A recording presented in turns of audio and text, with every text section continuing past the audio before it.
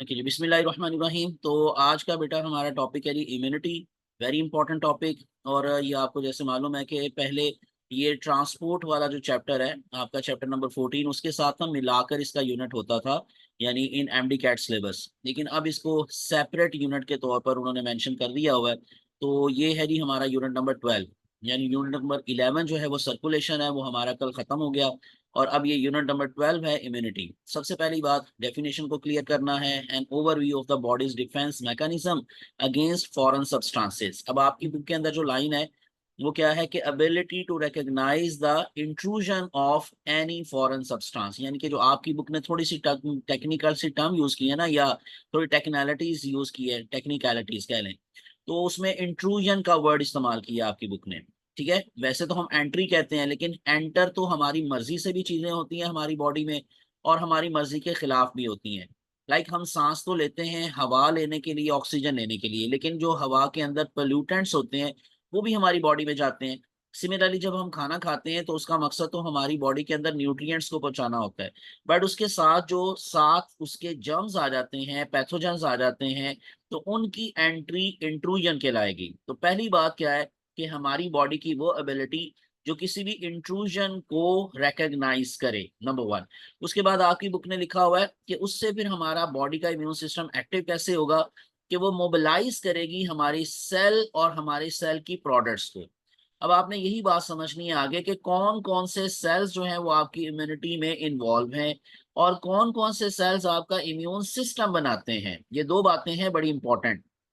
एक है immune system और एक है इम्यूनिटी। इम्यूनिटी तो आपका बॉडी का डिफेंस है ना, यानी उसमें बहुत सारा, इवन आपकी स्किन भी इन्वॉल्व है। यू नो कि आपका स्किन क्या है, फिजिकल बैरियर, वो भी हम आगे बात करेंगे। तो लेकिन इम्यून सिस्टम जब हम बोलते हैं ना, इम्यून सिस्टम, तो उसमें हमारे पास आते हैं lymphocytes, T lymphocytes, B lymphocytes. और सिमिलरली जब हम बोलते हैं सेल की प्रोडक्ट्स, तो सेल की प्रोडक्ट्स में ये आती हैं एंटीबॉडीज। ठीक है, फिर एंटीबॉडीज इसमें इन्वॉल्व होंगी। These are the cell products. तो इन दोनों चीजों को, यानी कि आपके सेल्स को मोबिलाइज करना, सेल की प्रोडक्ट्स को मोबिलाइज करना, ताकि आप अपने अंदर आने वाले उस पैथोजन को, उस फॉरेन सब्सटेंस को रिमूव कर सकें with greater speed and effectiveness. ये भी आपकी बुक ने मेंशन किया हुआ है। ग्रेटर स्पीड एंड इफेक्टिवनेस का मतलब डेफिनेटली ग्रेटर स्पीड तो जल्दी जल्दी से, लेकिन जल्दी में सम टाइम आपके अपने सेल भी खराब हो सकते हैं। तो इफेक्टिवनेस आपके इम्यून सिस्टम की क्या होगी, कि आपके सिर्फ वो चीजें खत्म हो जो आपके लिए प्रॉब्लम क्रिएट कर सकती थी। जो आपका बॉडी का अपना सिस्टम है वो खराब ना हो, क्योंकि अगर आपके इम्यून सिस्टम ने आपके बॉडी के अपने सिस्टम को खराब किया तो उसको हम कहेंगे ऑटो इम्यून डिसऑर्डर। अब अगर आप देखेंगे तो यहाँ पर साइड पर एक छोटी सी आउटलाइन है, कंपोनेंट्स ऑफ इम्यून सिस्टम, यही मैं अभी आपको बता रहा था। स्किन देखें, यहाँ पर कोई नहीं लिखा हुआ। यहाँ पर आपको ना ही व्हाइट ब्लड सेल्स में कोई और सेल्स का नाम लिखा दिखाई दे रहा है। यानी आपके पास तो व्हाइट ब्लड सेल्स की बहुत सारी टाइप्स हैं, बेसोफिल्स भी हैं, एसिनोफिल्स भी हैं, तो वो अपने अपने तरीके से इम्यूनिटी शो करते हैं। लाइक एसिनोफिल्स जो हैं वो आपने सुना होगा, पढ़ा होगा, कि वो क्या करते हैं, इन्फ्लामेशन को वो खत्म करते हैं, प्रिवेंट करते हैं। बेसोफिल्स हिस्टामीन क्रिएट करके या हिस्टामीन को प्रोड्यूस करके इन्फ्लामेशन को काज करते हैं। ठीक है, तो इसका मतलब हर कोई अपने अपने तरीके से ना इम्यूनिटी में इन्वॉल्व है, बट इम्यून सिस्टम सिर्फ ये दो cell, T cell, B cell. अब टी सेल की आगे देखें चार टाइप्स हैं। आपकी बुक ने आपको सिर्फ हेल्पर टी लिम्फोसाइट का बताया होता है, यू नो, और वो भी आप लोग पढ़ते हैं कहाँ पर, एड्स के टॉपिक में। ठीक है, कि आपके हेल्पर टी सेल्स जो हैं उस पर आकर आपका जो HIV है, यानी एड्स वाला वायरस, वो आकर अटैच होता है, तो इसीलिए उसका host cell helper T cell होता है। लेकिन क्या टी सेल सिर्फ हेल्पर ही होता है? नहीं। नीचे लिखा हुआ है किलर टी सेल, उसके नीचे लिखा हुआ है मेमोरी टी सेल, उसके नीचे लिखा हुआ है सप्रेसर टी सेल। और ये सारे नाम इसलिए हमें याद रहने चाहिए कि ऑप्शंस में इनमें से भी कोई नाम हो सकता है। इसी तरह से बी सेल के नीचे आ जाएंगे तो एक मेमोरी बी सेल है और दूसरा प्लाज्मा बी सेल है। जो एंटीबॉडीज हैं वो मेमोरी बी सेल नहीं बनाते। ये बड़ी इंपॉर्टेंट बातें हैं, सारी नोट कर लीजिएगा, आपके नोट्स में ये पूरी आउटलाइन मौजूद है। तो जो प्लाज्मा बी सेल है उसमें आगे एंटीबॉडीज बनती हैं। फिर आपकी बुक ने एंटीबॉडीज की आगे 5 टाइप्स का भी नहीं बताया, यानी बहुत कम इंफॉर्मेशन है आपकी टेक्स्ट बुक में। इसलिए इसको थोड़ा सा फेडरल की बुक से कर लेंगे। मेरे नोट्स के अंदर सारी चीजें ये मौजूद है, वहां पर आपको ये हेल्प मिल जाएगी।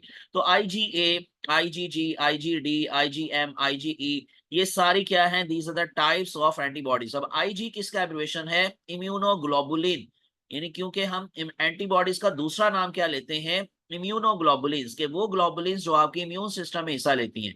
अब इसी वजह से इसका एब्रिविएशन बनेगा आईजी, लेकिन हमने जी कैपिटल क्यों नहीं किया, क्योंकि एक जी क्लास भी है इसकी, देखेंगे भाई, तो ये जी क्लास है, तो इसका मतलब फिर हम आई जी जी स्मॉल रखेंगे, immunoglobulin A, immunoglobulin D, immunoglobulin E, immunoglobulin G and immunoglobulin M. आगे चलते हैं, नहीं हमारे पास नेक्स्ट जो है, इससे अगली बात कि व्हाट इम्यूनिटी मींस, मैंने थोड़ा बता दिया आपको, ये शुरू पर ही मैंने एक्सप्लेन कर दिया है कि immunity is the body's capacity to recognise the foreign material, और मैंने कहा था इसको इंट्रूजन कह सकते हैं, and mobilise cells and cell products, कौन से सेल्स हैं, कौन सी प्रोडक्ट्स हैं, सारा बता दिया मैंने। It represents an active protective process rather than a single event. उससे आगे चलते हैं। अब यहाँ पर बड़ी इंपॉर्टेंट बातें शुरू होंगी, छोटी छोटी सी बातें हैं, ये जरा याद करते जाइएगा, नोट करते जाइएगा। 3 लाइन्स ऑफ डिफेंस, ये भी आपकी बुक ने आपको एज सच नहीं लिख कर दिया, और ये फेडरल की बुक में बड़ा अच्छा टॉपिक लिखा हुआ है। First line of defence, second line of defence and third line of defence. यानी जिस तरह से हम, मैं सिंपल सी एग्जांपल देता हूं कि आपका जैसे मुल्क है उसका डिफेंस सिस्टम है, वो भी इसी तरह से काम करता है कि सबसे पहले आपकी एक जो है वो यूं समझ लें ISI, यानी आपकी जो इन्वेस्टिगेशन के वो जो है, मतलब आपकी एजेंसी जो है, ठीक है, सो वो क्या करती है, वो सबसे पहले रिकग्नाइज करती है ये फलां जसूस आपके मुल्क में दाखिल हो गया है। अब उसने उसके खिलाफ एक्शन नहीं लेना, ठीक है, जो आपकी एजेंसियां हैं वो उसके खिलाफ एक्शन नहीं लेंगी, वो जस्ट और जस्ट क्या करेंगी, वो आपके फर्दर इदारों को इंफॉर्मेशन देंगी। तो आपका फर्स्ट लाइन डिफेंस आपकी बॉर्डर लाइन है, आपने खारदार तार लगाई हुई है अपने बॉर्डर के ऊपर, सपोज करें, तो ये आपका फर्स्ट लाइन डिफेंस है। लेकिन अगर इन केस कोई क्रॉस करके उसको अंदर आ गया है, तो फिर आपको इंफॉर्मेशन देनी पड़ेगी अगले सिस्टम को, अगली चीज को। फिर आपका अगला अगला जो मरहला आएगा वो क्या आएगा, हुकूमत। हुकूमत फिर आगे फर्दर किसको ऑर्डर जारी कर सकती है, फौज को, तो इसका फिर फौज एक्शन लेगी उसके खिलाफ। तो इसका मतलब क्या होगा, ये आपके 3 तरह के डिफेंस सिस्टम है, first line defence, second line defence, third line defence. अब फर्स्ट लाइन डिफेंस में कौन कौन शामिल है, बच्चे अपना माइक ऑफ कर लो।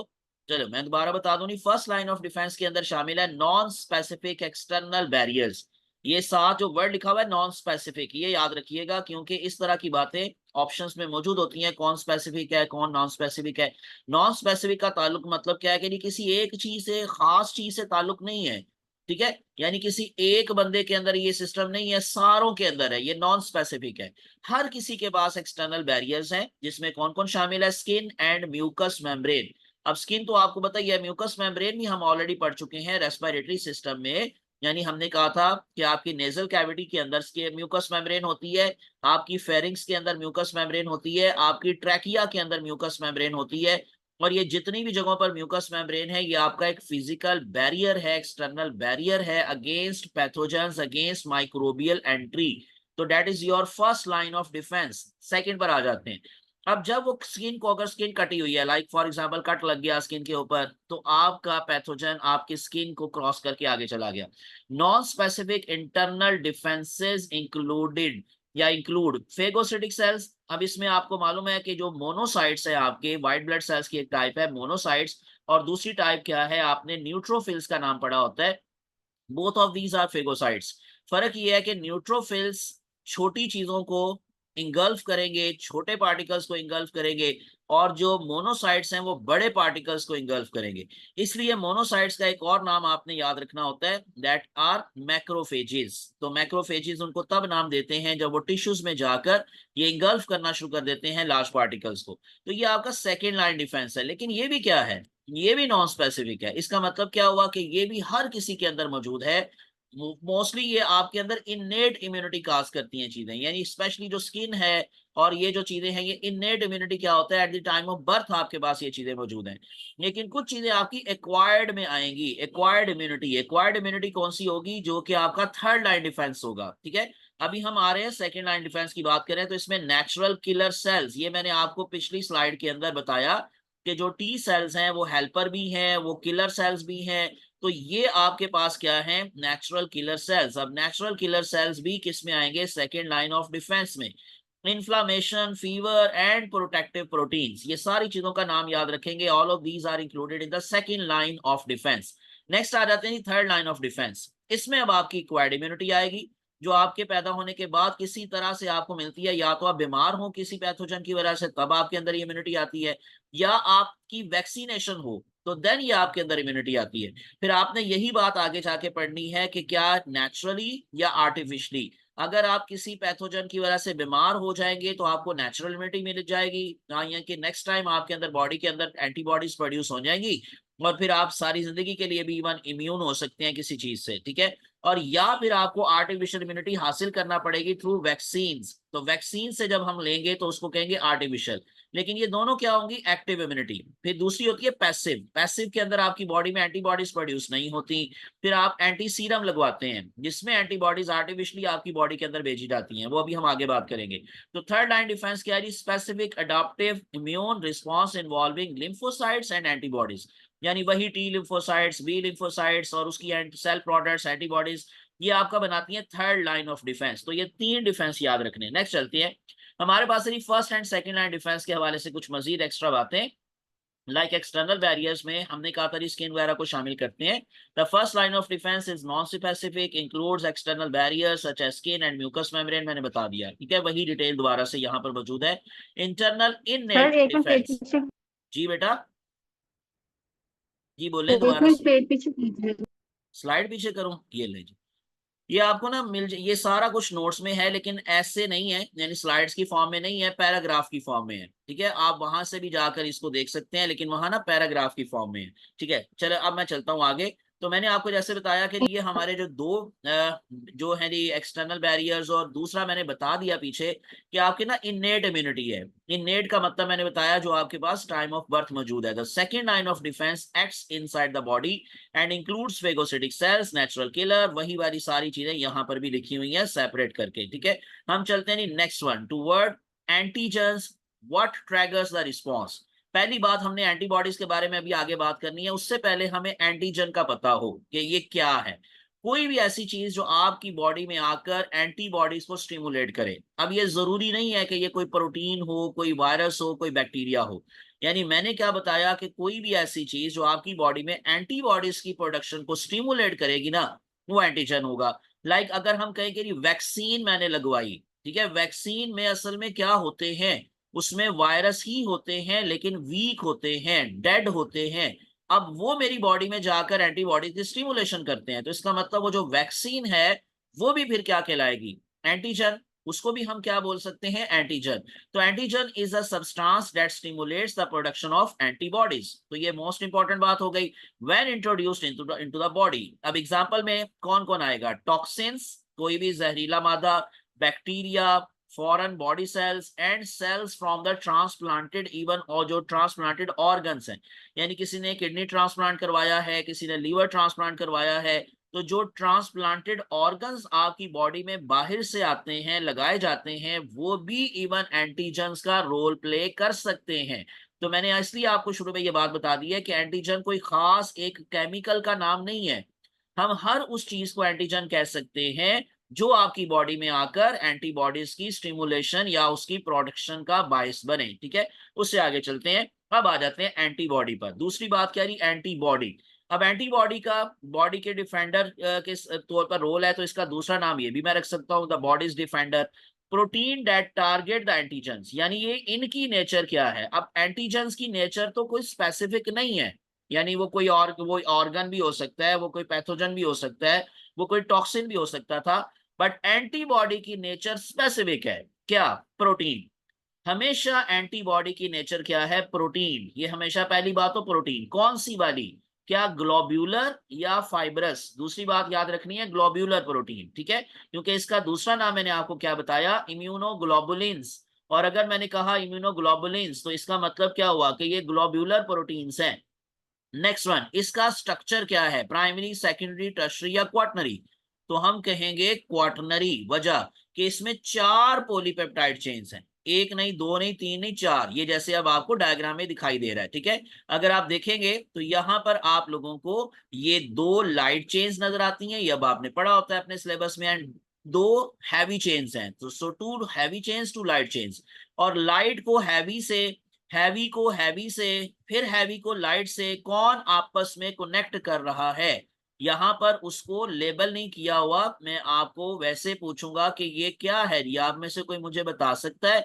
मैं इसको हाईलाइट करता हूँ। ये जो आपको दो बीच में लाइनें दिखाई दे रही हैं, यहाँ पर एक लाइन दिखाई दे रही है, यहाँ पर भी एक लाइन, ये क्या है जी? कोई आप में से बताना चाहे जल्दी से बताइएगा मुझे, क्या है ये? यानी ये जो लिंकेज आपको दिखाई दे रहा है लाइट का हैवी के साथ, फिर हैवी का हैवी के साथ, क्या है जी ये? Disulphide bridges. शाबाश। Disulphide bridges. हाँ जी, शाबाश, डाई सल्फाइड ब्रिज। तो डाई सल्फाइड ब्रिज कहाँ नहीं है? अगर ये अभी जो अभी मैं आपको दिखा रहा हूँ एंटीबॉडी, ठीक है, इस एंटीबॉडी में 4 चेन्स हैं, और इस 4 चेन्स के अंदर कहाँ पर सल्फाइड बॉन्ड या sulphide bridge, disulphide bridge नहीं है? Light and heavy, heavy and heavy, heavy and light, या लाइट एंड लाइट? कहाँ नहीं है जी? जी बच्चों, light and heavy, heavy and heavy, heavy and light, या लाइट एंड लाइट?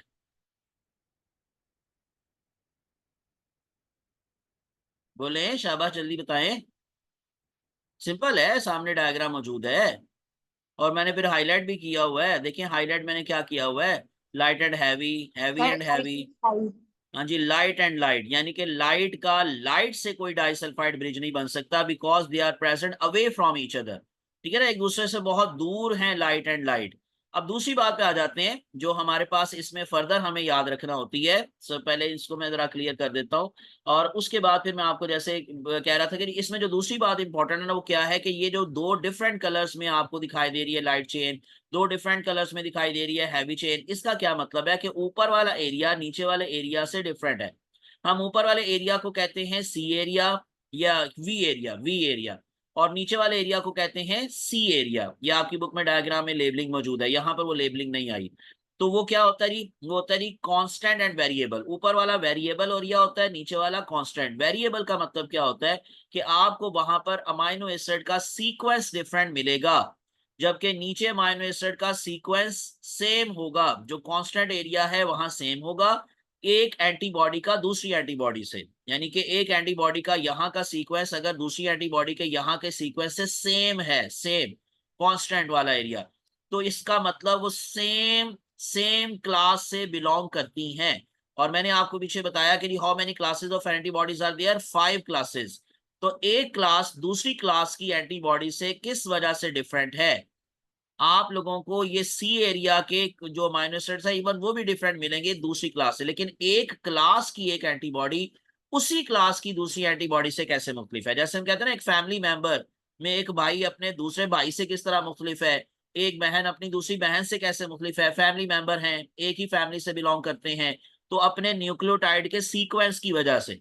यहां पर भी हम ये बात कर रहे हैं कि एक एंटीबॉडी एक ही क्लास की दूसरी एंटीबॉडी से किस तरह डिफरेंट है, अपने वेरिएबल एरिया की वजह से, जिसकी वजह से उसके साथ आकर कोई और सबस्ट्रेट अटैच होगा, दूसरे के साथ कोई और सबस्ट्रेट अटैच होगा, लेकिन नीचे वाला इनका एरिया इनका सेम रहेगा अगर क्लास सेम है। हाँ, अगर नीचे वाला एरिया में भी अमाइनो एसिड डिफरेंट हो गए, तो इसका मतलब फिर होगा कि क्लास ही डिफरेंट है, फिर इसका मतलब होगा क्लास डिफरेंट है। अब इस पे आ जाते हैं दूसरी तरफ जो लिखा हुआ है, antibodies also called immunoglobulins are proteins produced by the vertebrates. ये भी सुन लें कि ये इन वर्टिब्रेट्स में नहीं होती, ये एंटीबॉडीज का ताल्लुक हमेशा किसके साथ होता है? वर्टिब्रेट्स के साथ। और कैसे प्रोड्यूस होती हैं? In response to antigens. Next one, they immobilise, यानी कि वो जो एंटीजन्स आते हैं हमारी बॉडी में उनको इमोबिलाइज कर देती हैं, या initiate processes to destroy them playing a critical role in immune defence.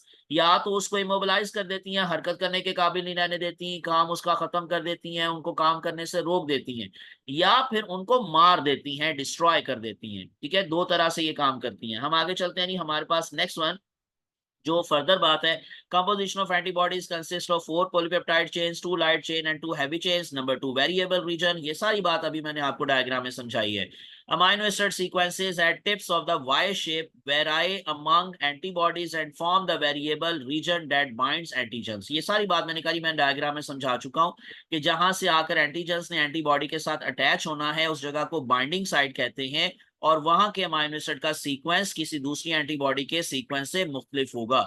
इसलिए हर एंटीजन हर एंटीबॉडी के साथ अटैच नहीं हो सकता, हर एंटीबॉडी हर एंटीजन के साथ अटैच नहीं हो सकती। Just like enzyme and substrate, जिस तरह एंजाइम की एक्टिव साइट स्पेसिफिक होती है फॉर द स्पेसिफिक सबस्ट्रेट, इसी तरह से एंटीबॉडीज की भी, मैं दोबारा दिखा देता हूं, एंटीबॉडीज की ये जगह भी बाइंडिंग साइट स्पेसिफिक होती है फॉर स्पेसिफिक एंटीजन। ये इसका करेक्टर एंजाइम के साथ मिलता है।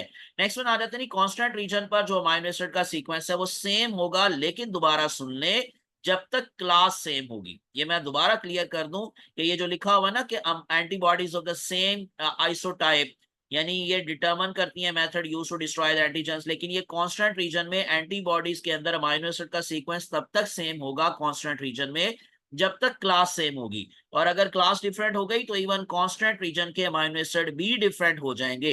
आगे चले जी, क्लासेस ऑफ इम्यूनोग्लोबुलिन्स। अब मैंने कहा जी 5 क्लासेस हैं, छोटी छोटी सी बात इनके बारे में बस याद रखनी है, लंबी छोटी डिटेल में याद नहीं करना, सिर्फ अपना कॉन्सेप्ट क्लियर करने के लिए कुछ बेसिक चीजें आपको बताऊं। Like immunoglobulin A primarily found in the mucus membrane, playing a key role in mucosal immunity. ये जो अभी हम म्यूकोसा कह रहे थे या म्यूकस मेम्ब्रेन की बात कर रहे थे ना, उसमें जो एंटीबॉडीज हैं उनका नाम है इम्यूनोग्लोबुलिन ए। अब इसके बारे में एक और एक्स्ट्रा इंफॉर्मेशन मैं आपको बता देता हूं कि इम्यूनोग्लोबुलिन जो ए है, इम्यूनोग्लोबुलिन ए, ये आप लोगों को सबसे मोस्ट अबंडेंट मिलती है जब हम किसी जो है वो फ्लूइड की बात करते हैं। बच्चों अजान होने लगी है, अजान हो जाए उसके बाद में मैं यहीं से कंटिन्यू करता हूं।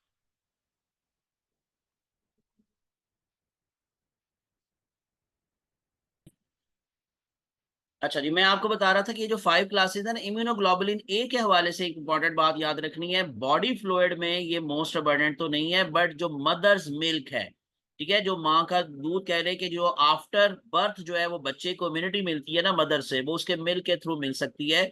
और उसमें सबसे ज्यादा जो मदर मिल्क में प्रोटीन होती है ना, ये इम्यूनोग्लोबुलिन होती है, एंटीबॉडी वो ये वाली होती है, आईजीए। ठीक है, तो उससे आगे चलते हैं जी, IgD functions mainly as a receptor on B cells to initiate the B cell activation. ये जो टी सेल्स हैं, बी सेल्स हैं, उसमें से जो बी सेल की एक्टिवेशन होगी वो इम्यूनोग्लोबुलिन डी करेगी। Next one immunoglobulin E, so involved in allergic reactions and defense against the parasitic infections। ठीक है, जो आपको किसी चीज से अगर एलर्जी है, वो आपने पढ़ा होता है कि अस्थमा बीमारी जो होती है वो एलर्जिक रिएक्शन से होती है, लेकिन उस वक्त उसको अगर कोई बचाएगा, यानी कि उससे बचाएगा, अगर कोई कोई एंटीबॉडी बचाएगी आपको एलर्जिक रिएक्शन से, तो वो ये है इम्यूनोग्लोबुलिन ई।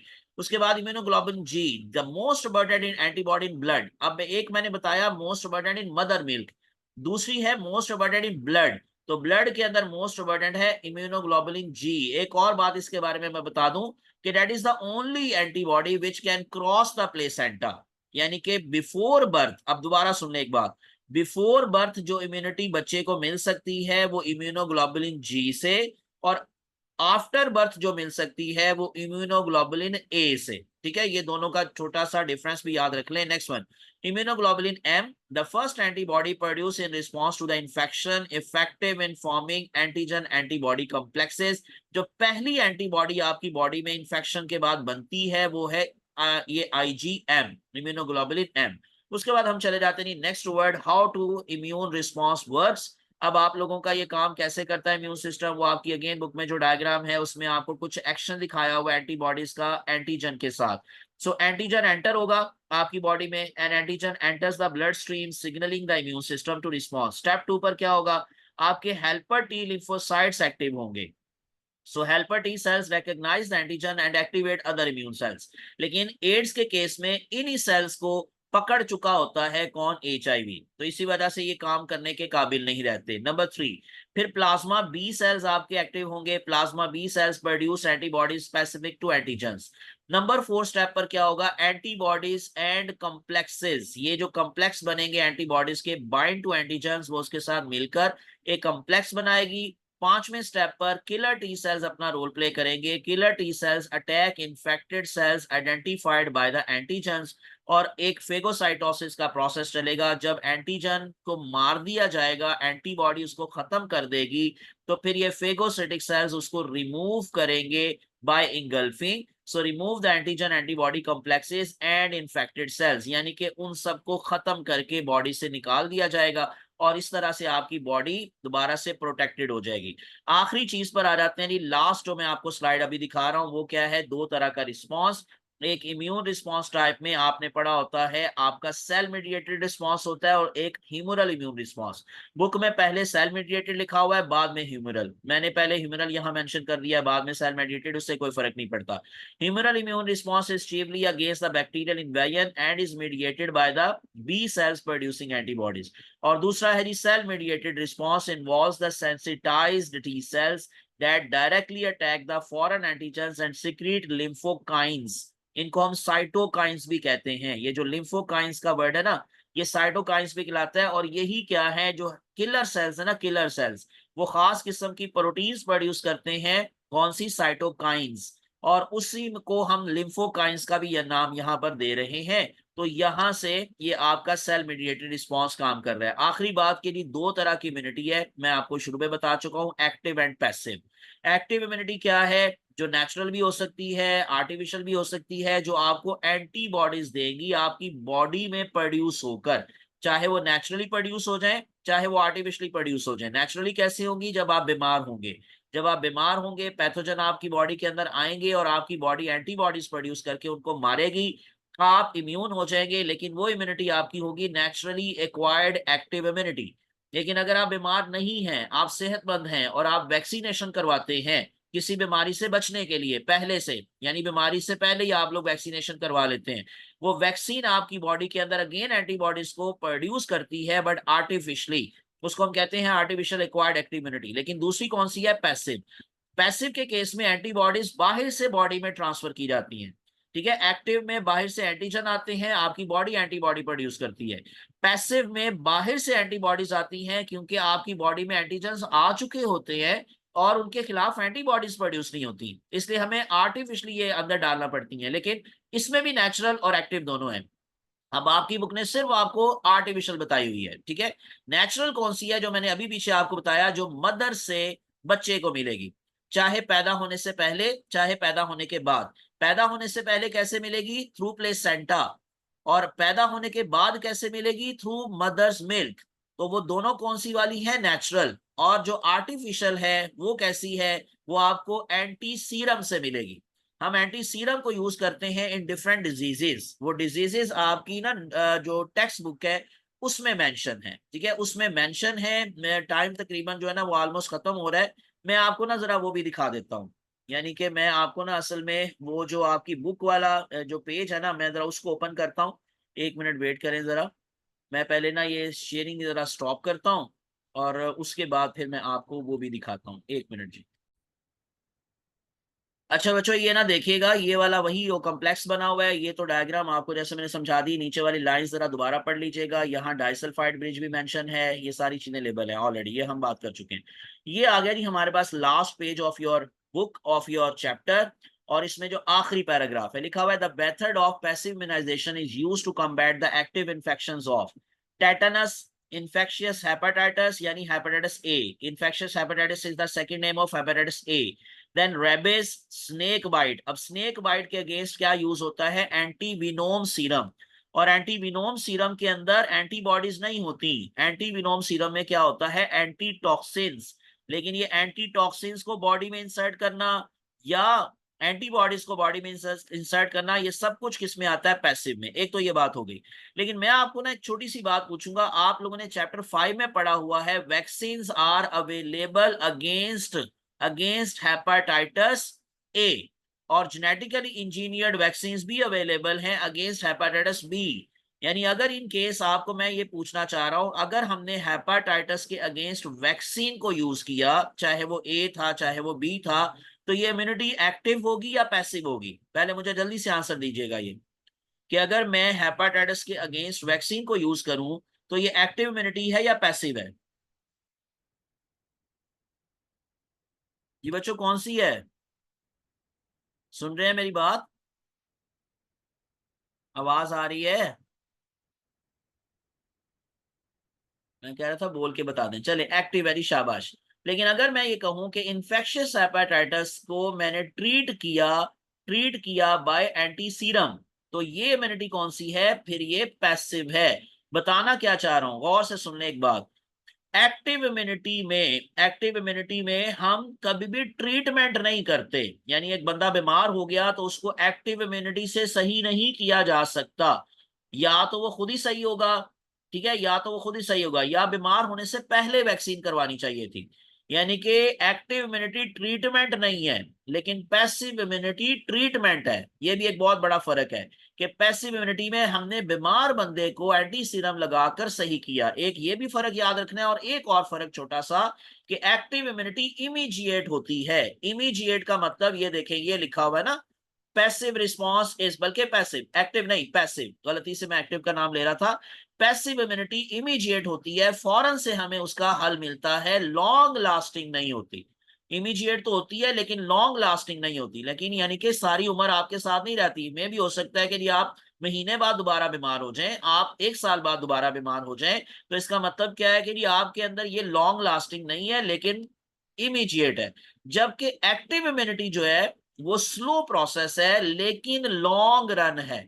कि आपने एक दफा वैक्सीनेशन करवा ली तो हो सकता है सारी जिंदगी के लिए आप क्या हो गए, इम्यून, लेकिन वो वैक्सीन ने आपको फौरन से पहले इम्यून नहीं करना, स्लोली करना है। इसलिए तो हम समटाइम कहते हैं नहीं, बूस्टर लगाया जाए। जैसे ये कोरोना वायरस के हवाले से आप लोगों को मालूम होगा कि एक पहली वैक्सीन हुई, फिर उसके बाद बूस्टर आया, ये एक और लगवाएं, बूस्टर लगवाएं। तो इसका मतलब क्या है कि वो इमीडिएट नहीं है, एक्टिव इम्यूनिटी इमीडिएट नहीं है लेकिन लॉन्ग लास्टिंग है, और ये इमीडिएट है और लॉन्ग लास्टिंग नहीं है। बाकी एड्स के हवाले से ये छोटा सा पैराग्राफ होता है कि इस केस में अभी तक हमारे पास कोई वैक्सीन क्योंकि आई नहीं है, तो डेट्स वाई इस हवाले से वायरस को अभी कंट्रोल करना मुश्किल है। ये जी हमारा खत्म हो गया यूनिट नंबर 12, इम्यूनिटी। मैंने सारी डिटेल आपको समझा दी है, अब आप बुक से भी पढ़ सकते हैं, आप इसको नोट से भी पढ़ सकते हैं। और मैंने आपके साथ पावर पॉइंट्स की स्लाइड्स भी शेयर की हैं, लेकिन वो मेरे ख्याल से ना डाउनलोड नहीं हो पाएंगी, वो नेट से ही मैंने सारा मटेरियल किया था। तो एनीवेज ये नोट से आप लोग अच्छी तरह से पढ़ लीजिएगा। जी बच्चों, अब आप लोगों ने कोई बात पूछनी हो, कोई क्वेश्चन करना हो दोबारा से, तो आप पूछ सकते हैं। 1 मिनट है अभी आपके पास। कल से ना हो सकता है कि नहीं, जो है, क्योंकि मेरा जो